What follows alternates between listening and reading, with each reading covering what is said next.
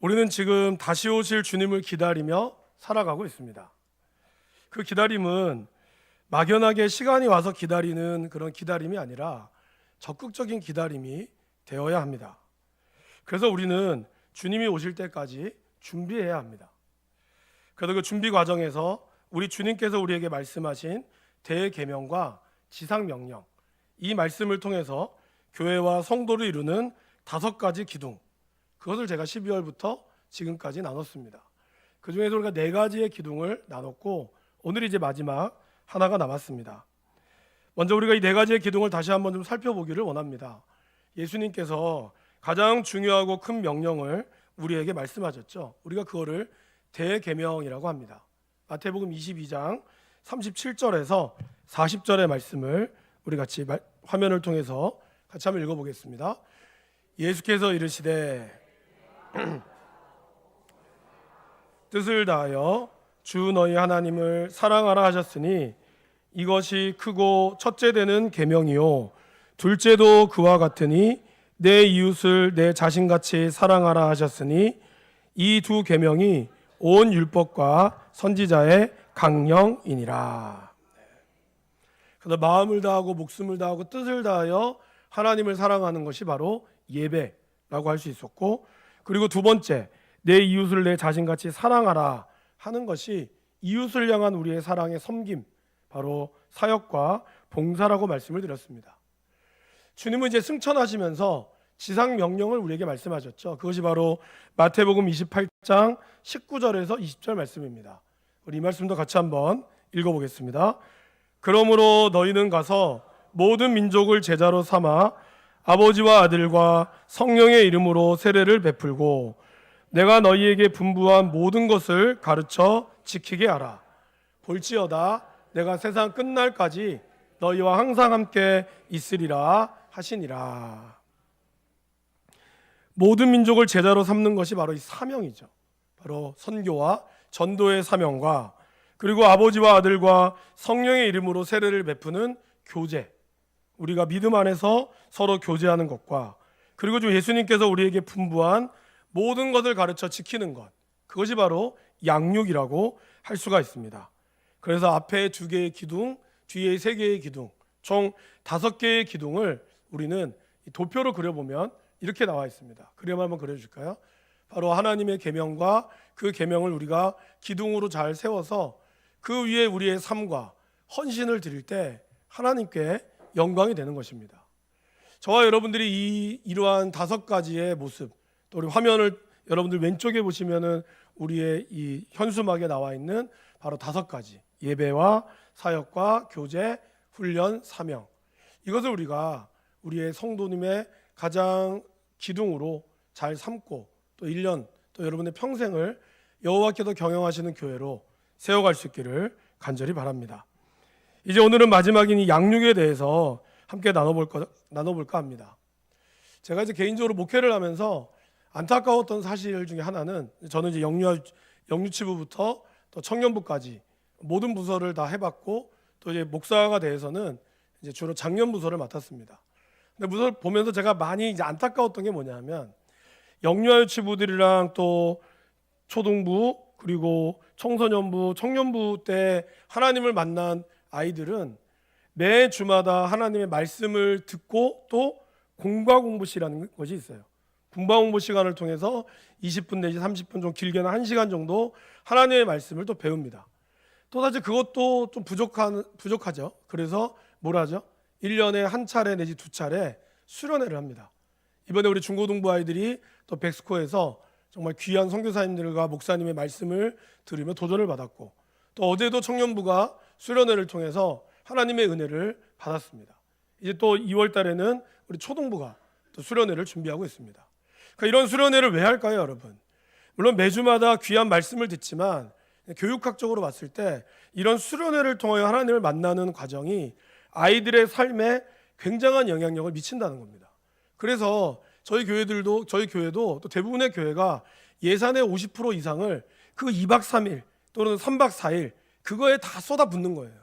어떻게 보면은 왜 이렇게 많이 붓냐? 다른 데도 투입해야지 라고 할지 모르지만 그때 하나님을 만나는 그 경험이 가장 중요한 것이 어떤 그 통계적으로도 나와 있고, 저도 사실 개인적으로 하나님을 만난 가장 강렬한 체험은 중학교 1학년 때와 중학교 3학년 때, 그리고 고등학교 3학년 때 하나님을 만났던 수련회, 그 경험이 또 저에게 있기 때문에 제가 여러 가지 많은 방황 속에서도 하나님을 붙잡을 수 있었다는 것입니다.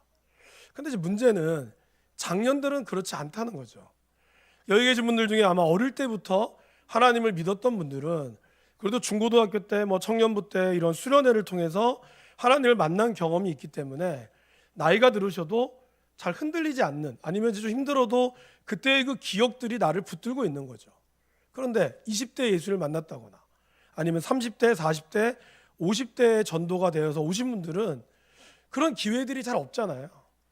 그래서 그런 기회들이 없는 상태로 이렇게 매주마다 오시는, 또 물론 부흥회 같은 거 하면 또 은혜를 받으시겠지만, 어떤 수련회 때 딱 집중적으로 다른 어떤 건 생각하지 않고 수련회 장소 가서 오직 밥 먹고 또 같이 교제하는 시간들이 거의 없거든요. 그러다 보니까 작년부의 수련회가 참 필요하다는 생각이, 제가 목회를 하면서 제가 또 담임이 되면서도 그런 생각들을 사실 굉장히 많이 했습니다. 그래서 어떻게 하면 우리가 정교인 수련회를 좀 해볼까, 이런 당회와도 의논을 하던 차에 참 쉽지는 않다라는, 아직까지는 그런 결론을 우리가 내리고 또 기도하고 있습니다. 작년에 저희들이 이제 3050 수련회라고 해서 3월 1일과 2일 날 1박 2일로 이제 했습니다. 거의 이제 강의 위주로 하다 보니까 조금 이제 지루한 맛도 사실 저도 준비하면서 좀 멤버십이 좀 부족했다라는 생각이 들긴 했는데, 거기에 이제 이런 수련회를 정말 난생 처음 하신 분이 한 분 계셨어요. 근데 그분이 이 수련회 끝나자마자 저에게 찾아오셔서, 목사님, 여름에도 제가 한다고 들었는데 언제 하냐고. 그럼 자기 꼭 갈 거라고. 제가 그 얘기를 들으면서 참 너무 감사했고, 그러니까 이분은 어릴 때 예수님을 믿지 않다 보니까 이제 이런 약간 나이가 들어서 아이를 키우면서 했던 이 수련회가 나름대로 기억이 되셨던 것 같아요. 이게 참, 그래서 더 우리 나이가 드시든 안 드시든 정말 아이를 키우고 정말 육아나 여러 가지 많은 것들에 지친 분들에게 말씀이 필요하다는 생각이 정말 많이 듭니다. 여러분 어떠십니까? 우리가 나이가 들어서 인생의 경륜이 많다고 해도 과연 우리가 하나님의 뜻대로 지금 살아가고 있습니까? 그런 시간들이 우리에게 필요하다는 것입니다. 집중적으로 하나님의 말씀을 듣고 그 가운데 다시 한번 나의 삶을 점검하는 그런 시간들이 필요하다는 거죠. 그러한 시간들이 뭘까요? 바로 양육이라는 거예요. 우리가 이렇게 한 달에 몇 번 하는 걸 양육뿐만 아니라 그런 수련회를 통해서 우리가 다시 한번 하나님을 인격적으로 만나고 다시 한번 하나님께 도전을 받는 그런 양육의 시간들이 있어야 우리가 다시 건강하게 삶의 모습을 보고 나아간다라는 것입니다. 사랑하는 여러분, 우리가 하나님의 형상대로 창조되었음을 우리는 기억해야 합니다. 저와 여러분들의 모습이 다 다르지만 하나님께서 그분의 형상에 따라 여러분을 빚으시고 여러분을 만들어 가셨다라는 것입니다. 그래서 하나님께서는 그런 소중한 존재를 우리를 만드셨다는 것이 우리의 위대한 특권이고 우리가 정말 소중하다는 사실을 우리가 알고 일깨워주고 있습니다. 근데 이러한 소중한 존재가, 하나님은 소중한 존재인 우리가, 하나님은 성장하기를 누구보다 원하신다는 거예요. 여러분, 우리 또 할머니 할아버지들 계실 텐데, 또 손주를 두신 분들은 핸드폰 사진을 가만히 보면 주로 무슨 사진이 있어요? 자기 사진은 별로 없어요. 다 애기들 사진, 자기 손주들, 손자들 사진입니다. 근데 동영상도 많죠. 거기 보면은 되면 어떻죠? 아이들이 막 두 돌 지나면 막 아장아장 걷다가 넘어지기도 하고, 그리고 막 달려가다가 반말도 아닌 것이, 존댓말도 아닌 것이 아빠 이거 먹어? 막 이런 얘기들을 보는데 이걸 잘 담아놨어요. 그죠? 사실 이런 것들은 힘들고 좀 피곤할 때 이런 거를 한 번씩 보면 기분이 좋아지죠. 근데 여러분 어떻습니까? 이렇게 너무나 귀한 이 아이들의 이 모습을 우리는 우리 마음에 담고 눈에 담은데, 이런 모습이 아이들이 평생 가기를 원하세요? 그렇게 원치는 않잖아요. 아이들이 정말 너무 이쁘고 너무 귀여워. 사실 이때만 지나면 아이들이 어떻게 해요? 말도 안 듣죠. 맨날 그때부터 속색이죠. 그렇지만 이 아이들이 그렇게 되더라도 우리는 이 아이들이 자라기를 원합니다. 네 발로 걷다가 두 발로 걷고요. 그러다가 뛰고 달리고 학교를 가고 또 그러다 연애도 하고 또 결혼도 하게 되고 또 아이도 낳게 되고 어쨌든 이런 여러 가지 과정들을 통하여 내가 내 배에서 난 아이가 정말 어른이 되어가는 것을 모든 부모님들은 꿈꿉니다. 그 과정이 결코 쉽진 않죠. 그러나 적어도 그렇게 되는 것이 이 아이의 어떤 정상적인 삶의 모습이다라는 것입니다. 영적인 아버지인 우리 하나님 아버지께서도 저와 여러분들이 그렇게 성장하기를 바라고 있다라는 것이죠. 그래서 성경은 우리의 모습을 씨앗 그리고 건물, 자라나는 아이에 비유하고 있습니다. 근데 여러분, 특별히 아이를 키워보시거나 또 여러분들 스스로도 자라서 아시겠지만 우리의 성장이 그냥 이루어지지는 않아요. 그죠? 중간중간에 어마어마한 사춘기도 겪기도 하고요. 소위 얘기하는 인생의 어떤 풍지풍파도 겪으면서 우리는 자라갑니다. 결코 어느 인생이든 만만한 인생은 없다라는 것이죠. 마찬가지로 하나님 앞에 영적인 성장도 그냥 세워지지는 않는다라는 것입니다. 구원이라는 것은 선물입니다. 여러분들이 받을 수 있어도 받는 것이 아니죠. 하나님께서 우리에게 값없이 주시는 선물이라는 것입니다. 그런데 영적인 성장, 우리가 하나님의 뜻대로 자라는 것은 뭘까요? 그거는 열매라는 겁니다. 그래서 여러분, 선물은 노력으로 얻어지지 않지만 열매는 어떻습니까? 열매는 노력을 해야 얻을 수 있다는 것이죠. 우리 여러분들 식탁에 나오는 이 쌀, 그리고 여러분들이 이제 명절에서 드시는 딸기 같은 거 있잖아요. 사과나 아니면 여러 가지 과일들이 그냥 내가 돈 주고 사니까 제주도에서 쭉 하고 날라와서 직접 먹을 것 같지만 사실은 거기에는 수많은 농부들의 땀과 피와 그리고 거기에는 고난이 묻어져 있다는 거죠. 태풍이 오면 그걸 감싸줘야 되죠. 태풍 오고 나서 저희들이 이제 낙과를 따라간 적이 있었거든요. 그 망연자실에 있는 그 농부 과수원 주인의 표정을 잊을 수가 없습니다. 그만큼 봄부터 공들여서 했던 이 모든 과일들이 무너져 내리고 이제는 더 이상 상품으로서의 가치가 떨어지는 그것을 바라보는 그분들의 마음이 어떠할까요? 그것을 우리는 그냥 쉽게 먹지만 결코 쉬운 것이 아니죠. 여기서 다 월급 받고 계신 분들도 아시겠지만 내가 한 달에 뭐 200이든 300이든 100만 원이든 그걸 그냥 줍니까? 회사에서 한 달 동안 시컷 놀았는데 너 그냥 가져라 이렇게 합니까? 그렇게 하지 않습니다. 그들의 피와 땀이 묻어져 있다라는 것이죠.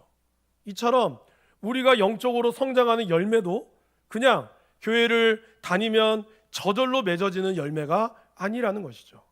그 과정은 노력이 필요하고 그리고 그러한 노력을 우리가 알기 위해서는 뭐가 필요할까요? 바로 양육이라는 과정이 필요하다라는 것입니다. 오늘 사도 바울은 2장 12절에 이렇게 시작하죠. 그러므로 나의 사랑하는 자들아. 그래서 그러므로는 무슨 뜻일까요, 여러분? 그러므로는 앞에 말을 받는 것이죠. 그럼 2장 1절에서 11절까지의 내용, 그 내용은 바로 예수 그리스도의 성육신 사건, 하나님이신 그분이 인간으로 오신 성육신 사건과 그리고 낮아지고 비워주신 주님, 하나님이시지만 하나님과 동등됨으로 여기지 않고 오히려 자기를 비워서 종처럼 살다가 하나님의 뜻 가운데 십자가의 비참한 죽음을 맞으신 그 주님, 그 주님께서 하나님께서 그 아들 되신 예수 그리스도를 다시 부활하게 하심으로 모든 이름 위에 뛰어난 이름을 주셔서 모든 만물이 그 앞에 엎드리게 했던, 그리고 그 마음, 예수님이 오셨던 그 마음이 바로 그러므로 우리도 이러한 마음을 가져야 한다고. 근데 그러면서 바울이 그다음 뭐라 그러죠? 두렵고 떨림으로 구원을 이루어야 한다라고 말씀하고 있다라는 것입니다. 여기서 우리가 이렇게 생각해 볼 수 있죠. 아니 목사님, 예수 믿으면 구원받는 거 아니에요? 지금 이 빌립보 교회잖아요, 그죠? 안 믿는 사람에게 빌립보서를 쓴 게 아니라 빌립보 교회의 교인들에게 쓴 거거든요. 그럼 이미 이들은 예수님을 믿은 사람들이에요. 그럼 믿은 사람들한테 또 무슨 구원을 받으라고 얘기합니까? 말이 안 되지 않습니까? 여러분들 그렇게 들었잖아요. 예수를 믿으면 구원을 받습니다. 아멘. 그럼 이미 우리는 예수님을 믿는 우리 모두는 천국에 가는 것이죠. 그런데 왜 바울은 오늘 또 한 번 구원을 이루라는 말을 했을까요? 여기서 신학적으로 구원에 대한 이중적인 메시지가 있다는 것을 우리는 기억해야 합니다. 그러니까 하나님이 우리를 값없이 준 것으로 우리가 믿음으로 얻는 이 구원은 맞아요. 이걸 우리는 객관적인 구원이라고 합니다. 그러나 우리의 구원은 객관적인 구원에서 끝나는 것이 아니라 주관적인 구원이 있어야 한다는 것이죠. 자, 이걸 좀 더 쉽게 생각해 보면 이렇습니다, 여러분. 저희 이제 군대를 가면 가장 먼저 가장 먼저는 아니지만 조교들이 하는 말, 자, 말투부터 고칩니다. 그러면서 말투를 고쳐야 돼요. 어떻게 고쳐요? 다, 나, 까로 만들어야 돼요. 무조건 했어요 하면 안 돼요. 했습니다. 선생님 식사하셨습니까? 까로 올려야 돼요. 반드시. 다나까로 끝내야 돼요. 근데 여태까지 20년 동안 살아오면서 다나까의 말을 잘 안 했거든요. 그냥 엄마 밥 줘, 밥 주세요 이렇게 했지, 밥 주십시오 아니면 밥 주시길 바랍니다 이렇게 안 했다고요. 그러다 보니까 자기도 모르게 처음에는 긴장해서 막 알겠습니다 하지만 조교가 이렇게 뭐 좀 풀어주고 하면 자기도 모르게 이거 신발 신었습니까? 아니요? 이게 딱 나온다는 거예요. 그러면 뭐예요? 이미 군복을 입어서 나는 군인이지만 완전한 군인은 아니라는 것입니다. 또 제대하고 나면 우리 일반인이잖아요. 그런데 이제 제가 저희 때는 핸드폰이 거의 없었으니까 전화가 오면 저도 모르게 이렇게 받아요. 통신보안 김지혁 이렇게 나와요. 통신보안이라는 말은 군에서 쓰는 말이거든요.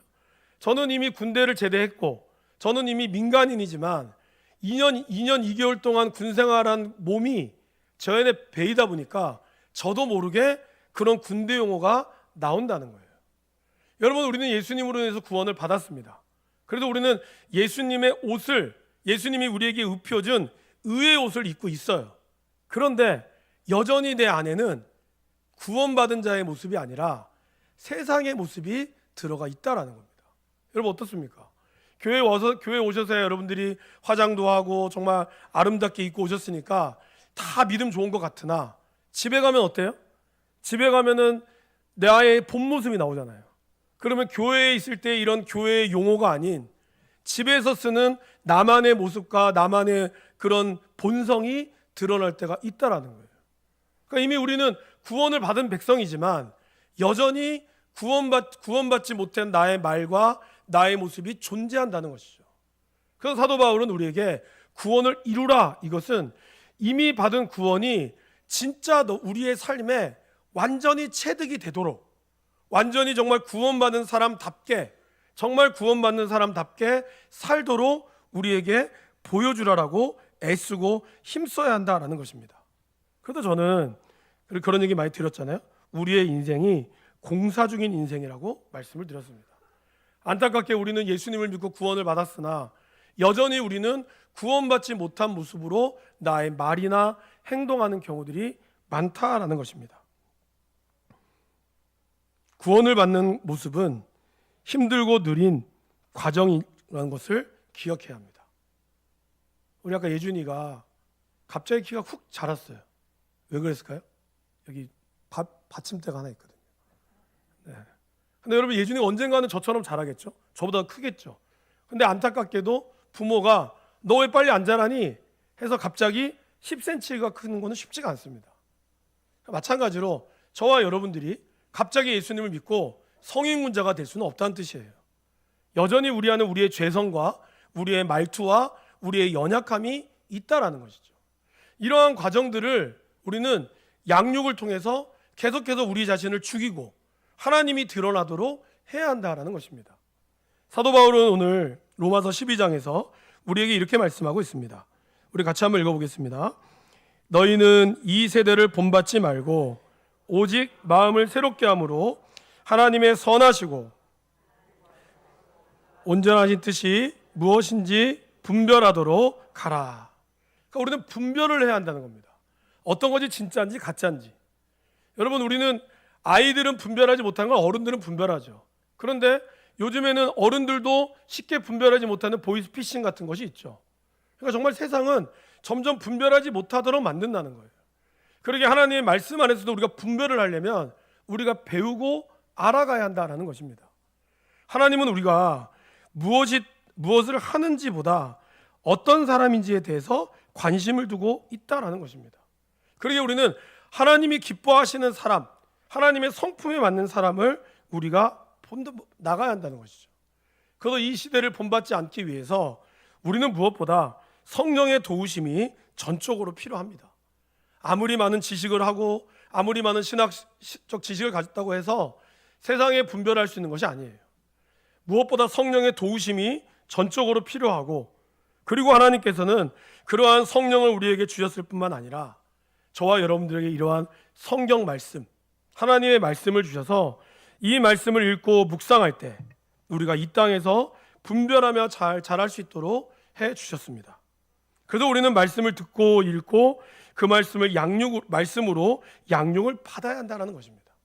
근데 안타깝게도 많은 사람들이 나이는 들어가고 있지만 성장하지 않고 있다라는 것이죠. 그림을 하나 보여줄까요?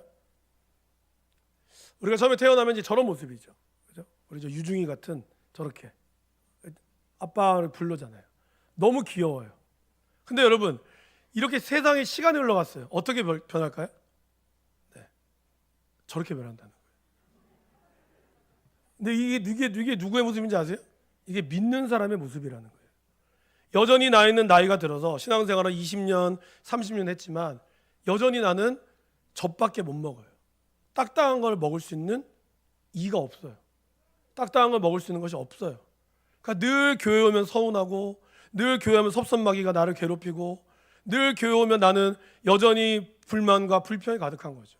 아이들처럼 다고다고. 여러분, 이러한 모습이 우리 가운데 여전히 있다라는 거예요. 왜 그럴까요? 시간은 흐릅니다. 그죠? 시간은 흘러서 우리는 자라요. 가만히 있어도 우리는 자랍니다. 가만히 있어도 그냥 먹으면 자라요.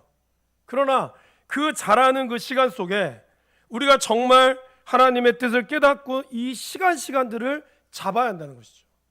제가 그런 얘기 드렸죠, 여러분. 크로노스라고 하는 일반적인 시간 가운데 우리가 잡고 있는 카이로스라고 하는 시간이 필요하다고. 우리 학생들 많이 있는데, 여러분, 공부 잘하는 아이들의 특징은 뭔지 아십니까? 공부 잘하는 아이들은 선생님이 그 아이한테만 특별히 문제를 가르쳐주진 않아요. 그죠? 모든 아이들이 수업 시간에 다 선생님의 설명을 듣습니다. 그런데 공부를 못한 아이들은 끝나고 나면 뭘 들었는지 몰라요. 왜? 그냥 들었거든. 그냥 그 45분, 50분의 시간을 그냥 흘려보낸 거예요. 근데 공부 잘하는 애들은 어떻게 해요? 이 시간 속에 자기의 문제를 잡습니다. 그러니까 잡는 의도적인 모습이 있다라는 거죠. 여러분, 왜 우리가 아이들한테 자꾸 밥 먹을 때 핸드폰 보여주라는 말을 하지 않는, 왜 보여주지 말라는 말을 하는지 아십니까? 애들은 핸드폰을 봐도 밥은 먹습니다. 그러니까 우리 잘하는 것 같죠. 그러나 영양학자들의 말에 의하면 이 아이들이 밥 먹는 걸 인식하지 못하고 없기 때문에 겉으로는 잘하는 것처럼 보이지만 실제로는 이 아이의 영양분이 제대로 들어가지 못한다는 거예요. 먹을 때는 먹는 거에 집중을 해야 한다는 거예요. 내가 먹고 있는 게 쌀인지 똥인지 된장인지 구분을 하면서 먹어야 이 아이의 뇌 속에 내가 지금 이걸 먹는데 다네? 이게 들어간다는 거예요. 근데 그냥 아무 생각 없이 먹기만 먹이면 우리는 잘한다고 생각하지만 그러지 않는다는 것이죠. 말씀도 어떨까요, 여러분? 하나님의 말씀을 이 시간 여기 모두 다 계십니다. 그러나 돌아가서 이 시간들이 그냥 어차피 1시간 버티면 된다. 그럼 시간 갑니다. 버티면 돼요. 그러나 그 시간 속에 하나님이 나에게 말씀하시는 것이 무엇인지를 내가 잡고자 한다면 그 말씀은 여러분에게 생명이 되는 거죠. 그러나 똑같은 시간 가운데 어떤 사람에게는 말씀이 생명이 되기도 하지만 어떤 사람에게는 그 말씀이 똥이 되기도 하는 거죠. 그것은 내가 내 시간을 어떻게 지내느냐에 따라 달라진다는 겁니다. 시간은 흐릅니다. 똑같이 우리는 나이가 들어서 수염도 기르게 되고요. 그 다음에 머리도 빠지게 되고요. 힘도 없어지게 돼요. 그런데 어떤 사람은 그 시간 속에서 정말 멋있는 어른이 되는 반면 어떤 사람은 그냥 노인이 된다는 거예요. 왜 그럴까요? 바로 그것은 우리가 의도적으로 내가 성장하기를 사모하느냐 그렇지 않느냐에 달려 있다는 겁니다. 여러분, 그냥 잘하는 것은 시간이 지나면 잘합니다. 그냥 삼시세끼 먹고 하면 돼요. 그러나 성장은 반드시 의도적인 헌신과 결단이 필요하다는 거예요. 그것이 없이는 결코 우리는 성장하기가 쉽지 않다. 그냥 성장은 할 수 있으나 영적인 성장은 어렵다는 것이에요. 그래서 사도 바울은 구원을 이루라 라는 말을 하면서 그 뜻은 이겁니다. 절대로 구원을 이루는 것을 포기하지 말라는 뜻이에요. 그리고 또 하나, 구원을 이룰 때 이렇게 얘기하죠. 두렵고 떨림이 있어야 한다는 거예요. 이 말은 뭘까요, 여러분?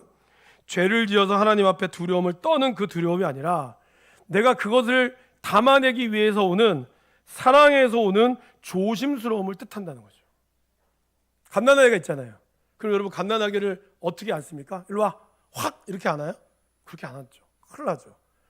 어쨌든 이 아이가 너무 귀하니까 이렇게 조심을 안는 거예요. 그죠? 조심스러운 거예요. 왜요? 이 아이가 너무 사랑스럽고 귀하니까. 그죠? 만약에 여러분 정말 사랑하는 사람이 밤새도록 공부하고 왔어요. 그리고 이 아이가 잠들면 어떻게 합니까? 부모님들은 남편이든지 오면 애 자잖아, 애 깨잖아, 쭉 가. 애를 보호합니다. 그죠? 야, 나도 밤샜어. 당신은 놀다가 밤샌 거고 얘는 공부하다 밤샌 거야. 달라요. 우리가 이 아이를 대하는, 그러니까 조심스럽다는 거죠. 우리가 두렵고 떨린다는 것은 조심스러움이 있어야 한다는 거예요. 우리가 하나님의 말씀을 배울 때, 하나님의 말씀을 들을 때 그러한 조심스러움이 있어야 한다는 거죠. 물론 그것이 재미없어라는 말은 아닙니다. 양육은 기쁘고 즐겁고 재밌어야 돼요. 먹는 것도 재밌어야 되고 마시는 것도 재밌어야 되죠. 하지만 그 안에 진지하게 말씀에 대한 권위가 있어야 되는 거죠. 여러분 정말 기쁠 때 오는 그 말씀의 진지함이, 그 다음에 여러분 공부할 때 내가 어떠한 걸 깨달았을 때 오는 이 공부의 즐거움은요 다릅니다. 전혀 달라요. 우리 양육을 하면서 많은 분들이 그런 양육을 하면서 그런 즐거움들이 고백이 되어져요. 구약 파노라마 하면서 이 모션을 하는 것이 웃기거든요 사실은. 근데 그것이 재밌는 거예요. 재밌는데 말씀을 읽으니까 도움이 되는 거예요. 그러니까 또 사모하게 되는 거죠. 그러니까 이제 제가 전체만 파노라마 했다가 올해 빠르면 상반기 아니면 늦으면 하반기에 책별 성경부를 들어가려고 하거든요. 그럼 그거에 대한 사모함이 되는 거예요. 이전에는 말씀 보는 게 그냥 읽으면 맨날 잠만 왔는데 다른 거예요. 그 즐거움이 다른 거죠. 여러분 양육은 즐거워야 되지만 그러나 또 그 말씀이 주시는 그 권위 앞에 두려움과 있어야 되고 떨림이 있어야 돼요. 그 왜 말씀을 읽을 때 은혜가 되어지면 여기 그 닭살이 확 도는 거 경험해 보셨습니까? 이 말씀이 나에게 왔을 때 닭살이 확 돋아요. 정말 그렇단 말이야? 전 사실 이번 주 그런 일을 몇 번 경험을 했거든요. 하나님께서 역사하시는 거 느껴지는 거죠. 그런 두렵고 떨림이 있을 때 우리 가운데 성장이 있다라는 겁니다. 그리고 바울은 이렇게 얘기합니다. 너희가 나 있을 때뿐이 아니라 더욱 지금 나 없을 때에도 항상 복종하여. 이것은 양육의 자세와 태도를 말하죠. 사람을 너무 의식하지 말고 하나님 앞에서 언제나 구원을 이루기 위해 말씀을 배우고 기도하고 봉사와 선교와 예배의 자리로 나아가기를 권면한다는 거죠. 근데 여러분 사실 우리는 의식을 안 할 수가 없습니다. 여러분 제가 항상 이 앞에 서면 두 가지 기도를 합니다. 첫 번째는 하나님 나의 이 목소리로 인해 성도들이 시험에 들지 않도록 항상 기도합니다. 지금은 오늘 장정희 씨 안 오셨는데 집사님이 계시면 제 음악 찬양할 때 마이크가 꺼지거든요. 여러분 아세요? 그럼 집사님이 찬양을 하시니까 괜찮은데 오늘같이 이제 안 계실 경우에 저 혼자 하잖아요. 그럼 이 삑사리가 난단 말이죠. 높이 올라가면. 그럼 성도님들이 막 눈 감고 은혜 가운데 하다가 제가 갑자기 이렇게 하면 웃음이 나오잖아요. 그럼 은혜가 떨어진다고. 저는 그게 좀 걱정되는 거예요. 그리고 이제 또 하나 이 머리. 많은 분들이 저희 머리에 대해서 굉장히 관심이 많으신데 여러분 제가 이 머리를 저희 아내랑 30분 이상을 관리합니다. 왜요? 제가 여러분들 의식하지 않을 거면은 그냥 머리 감고 대충 바르고 오면 되고 머리 이렇게 내려면 됩니다. 근데 그게 안 되거든요. 적어도 공적인 자리에 섰을 때 어쨌든 최대한 그래도 할 수 있는 예의 있는 모습을 하는 것을 의식 안 할 수가 없다는 거죠. 여러분들이 신앙생활 하면서 의식을 전혀 안 하기는 쉽진 않아요. 그러나 우리가 진짜 의식해야 될 분이 누군가는 잊지 말아야 한다는 거죠. 누굴까요? 하나님 앞이라는 거예요. 그런데 이제 우리나라는 조금 답답한 거는 너무 유교적인 사상이 강하니까 뭐 이렇게 잘못됐다는 건 아닙니다. 그러다 보니까 신앙생활 할 때 너무 사람을 의식해요. 그러니까 교회에 와서는 온갖 것들 다 챙기고 있지만 집에 가서는 전혀 다른 모습이다 보니 우리의 사랑하는 자녀들이 그런 부모의 모습을 보면서 이율배반을 느끼는 거예요. 우리 아빠는 교회에서는 그렇게 거룩한데 왜 집에 오면 저러지? 또 우리가 그런 의식은 또 이런 거죠. 담임 목사가 뭘 하면은 엄청 말을 잘 듣는 척 하시면서 정작 다른 분이 시키면 안 해. 여러분 이게 아니라는 거죠. 우리가 적어도 교회에서 어떤 일을 맡았을 때 그분이 남녀성교 회장이라면 그분이 아무리 서리집사라도 아무리 성도라도 그분은 장로님들보다 권사님들보다 훨씬 더 권위가 있는 거예요. 그 권위를 여러분들이 무시하시면 안 돼요. 그 권위는 여러분이 세운 게 아니라 하나님이 세운 거라는 거죠. 근데 목사님은 말은 잘 들으면서 그냥 회장님의 말은 나보다 어리고 신앙생활도 좀 부족하게 했으니까 말 안 듣는 불순종의 모습은 하나님 앞에 불순종하는 것과 똑같은 겁니다. 오늘 바울은 그 얘기를 하는 거예요. 너희가 나 있을 때뿐 아니라 나 없을 때도 항상 어떻게 해요? 항상 복종하고 두렵고 떨림으로 너희의 구원을 이루라고. 이건 굉장히 중요한 겁니다. 우리가 하나님 앞에 섰을 때 하나님 앞에 나보다 좀 기가 세고 뭔가 믿음이 좋아 보이는 사람 앞에서는 내가 순종하는 척하면서 나보다 믿음이 약한 사람한테는 에이, 저 사람은 나보다 믿음도 약한데 나보다 신앙생활도 오래 안 했는데 그러면서 내가 복종하지 못한다면 그것이 남편이 됐든 아내가 되었든 마찬가지라는 거예요. 특별히 아내가 신앙생활 오래 해서 남편을 전도했어요. 남편의 믿음이 시원치 않죠. 그래도 여러분 순종하셔야 됩니다. 그게 중요한 거예요.